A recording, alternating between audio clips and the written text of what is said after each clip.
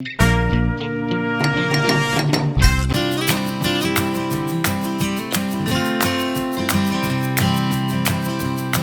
comum ouvirmos sobre as belezas do Pelourinho, mas pouco é difundido sobre como o Centro Histórico de Salvador se tornou esse shopping a céu aberto que temos hoje.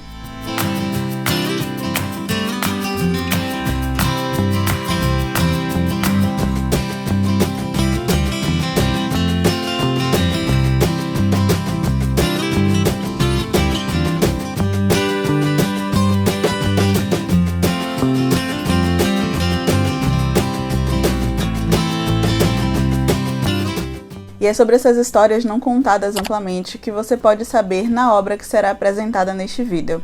Eu sou Lorena Ribeiro, boas-vindas a mais um vídeo do Passos Entre Linhas. Neste vídeo você vai conhecer o Recordações de Becos e Vielas. Recordações de Becos e Vielas é um livro que eu concebi enquanto projeto. Eu sou Mônica Santana e convidei outros autores e uma fotógrafa para a gente juntos olhar para a cidade, as nossas memórias sobre o centro de Salvador. Então ele nasce com essa vontade de olhar para para esse presente contemporâneo, mas também com uma história recente do centro antigo de Salvador e convidar o leitor a olhar para essa cidade, conhecer essas histórias inclusive que estão muitas vezes ocultadas, né, que não passam pelas vias principais da gente lembrar da cidade.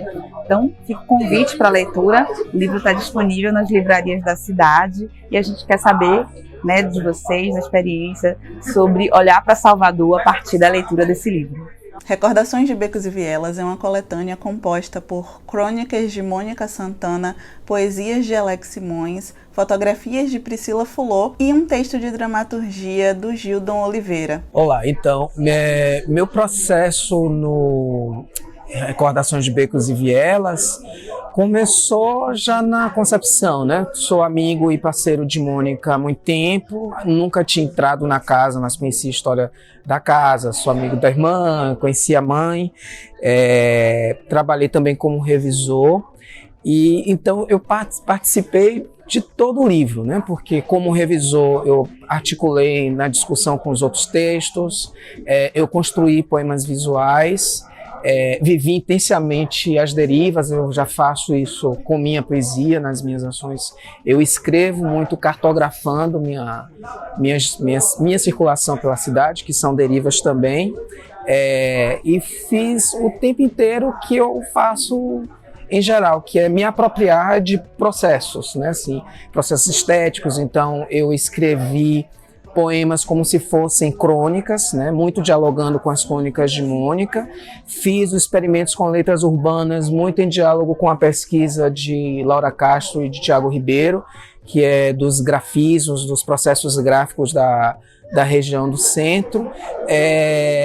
E me apropriei também dos processos da dramaturgia de Gildon, que não necessariamente eu não fiz dramaturgia, mas aproveitei muito da entrevista que ele fez com Priscila e Mônica para escrever, né? Então, contar um pouco, meus poemas tentam trafegar, né? Assim, costurar um pouco essas derivas com os diferentes artistas, com as fotografias de Priscila também, enquanto testemunha cúmplice, né, de uma pessoa que é do bairro da Fazenda Grande do Retiro, que mora há 30 anos no centro, que tem uma vida intensa de ativismo e de estética no centro da cidade e dialoga, né, com essas subjetividades e que luta contra o processo de gentrificação. E esse episódio da família de Mônica foi uma oportunidade incrível de eu aprender mais sobre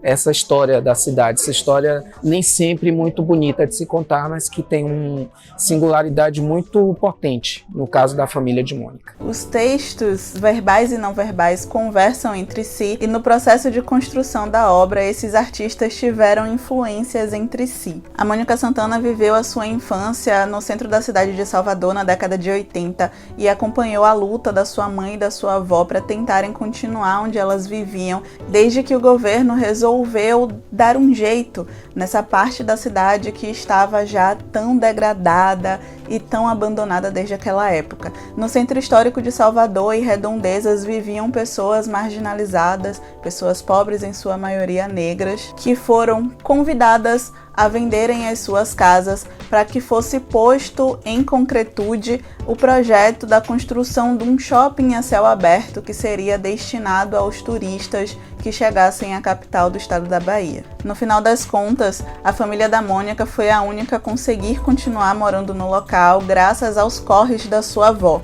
A Mônica diz em uma das crônicas que para a mãe dela e para a avó, sair dali era como perder uma parte do corpo. Aquele lugar tanto as habitava quanto elas o habitavam. Apesar das águas todas estarem aprisionadas, tanto quanto grande parte da nossa gente, as águas insistem em brotar e lavar as peles marginais. Aqueles e aquelas sem casa, ou simplesmente de gente que vive a cidade profundamente, radicalmente. As águas brotam e talvez, quem sabe um dia, elas rompam o asfalto que lhes tranca e tomem seu curso.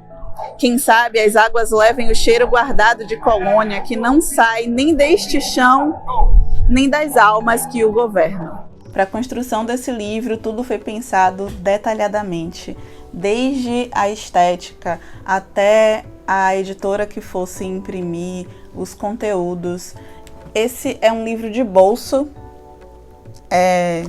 mais ou menos do tamanho da minha mão, em homenagem aos livros que eram vendidos em bancas de jornais e revistas no centro histórico e redondezas, onde a gente tem hoje o centro comercial da nossa cidade, como Praça da Piedade, Nazaré, Saúde, além do Pelourinho. A publicação foi realizada pela editora Sociedade da Prensa, que atuou durante bastante tempo imprimindo peças no Centro Histórico de Salvador. Os 4 artistas que produziram para compor Recordações de Becos e Vielas, juntamente com a galera da editora, vivenciaram experiências de derivas por diversos lugares ali do centro, compartilhando experiências, aprendendo novas coisas, e isso é muito perceptível durante a leitura. Eu aprendi sobre histórias de pessoas que eu nunca vi na vida, histórias de lugares que talvez eu nunca soubesse.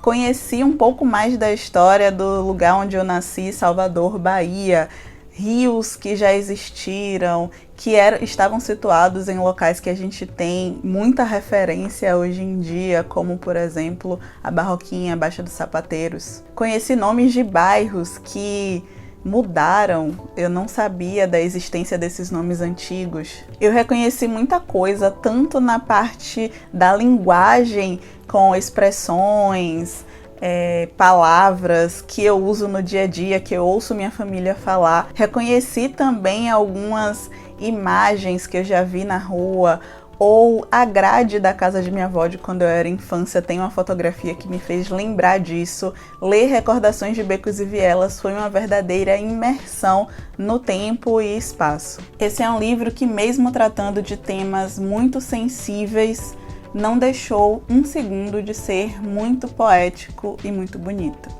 Existir nunca foi fácil, e para alguns, menos ainda.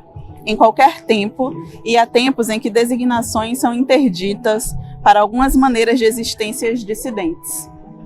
Para uns, nem mesmo amar é possível, tampouco ser amado.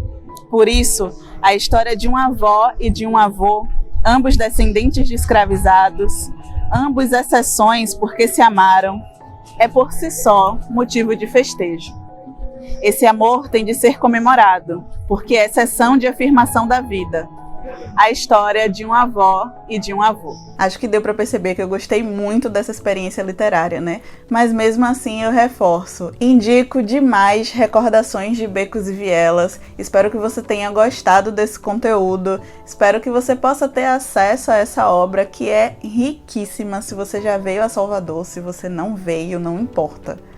Eu acho que dá facilmente para você imaginar os lugares, imaginar como é que eles foram. Eu não falei, inclusive, eu lembrei de cinemas que eu fui quando eu era criança, cinemas que já nem existem mais, existiam vários cinemas a céu aberto aqui em Salvador. Então fazer essa leitura foi muito nostálgico. Então é isso, não esquece de se inscrever aqui no canal, curtir esse vídeo, compartilhar para que mais pessoas conheçam os nossos trabalhos e os trabalhos de todos os artistas que compuseram aqui essa obra. Recordações de Becos e Vielas foi a obra lida no mês de junho no Clube Lendo a Bahia. Te convido também a conhecer esse nosso projeto e conhecer o nosso estado maravilhoso. Afinal, o presente é um acúmulo de recordações, de ladeiras, de becos e vielas. Sou Lorena Ribeiro, beijão, tchau, tchau, até a próxima.